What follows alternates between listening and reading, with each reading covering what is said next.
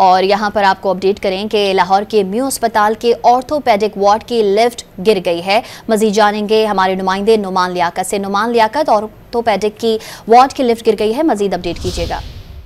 देखें जी, ये कुछ रोज पहले ये पूरी बिल्डिंग तैयार हुई थी और इंतजामिया की जानिब से इस लिफ्ट का इफ्तिताह भी किया गया था, लेकिन आज ऑर्थोपेडिक वार्ड की जो लिफ्ट है वो गिर गई है और इंतजामिया के मुताबिक लिफ्ट गिरने की वजह से 8 अफराद जख्मी हुए हैं, जबकि 2 की हड्डियां फ्रैक्चर हुई हैं और जख्मियों को फिलफोर इमरजेंसी मुंतकिल कर दिया गया है। और इस पर इंतजामिया का ये बताना है कि बाकी जो 8 लोग हैं इनको मामूली अद्वियात देने के बाद डिस्चार्ज कर दिया जाएगा, जबकि दीगर जो 2 अफराद हैं चूंकि उनकी हड्डियां फ्रैक्चर हैं तो कुछ रोज तक इन्हें यहाँ एडमिट किया जाएगा। और इस मामले के लिए इंतजामिया ने इंक्वायरी कमेटी जो है वो तश्कील दे दिया और इस पर वजीर सेहत पंजाब ने नोटिस भी लिया है और इंतजामिया से रिपोर्ट तलब कर ली है। जी, नुमान लियाकत अपडेट कर रहे थे, आपका बहुत शुक्रिया।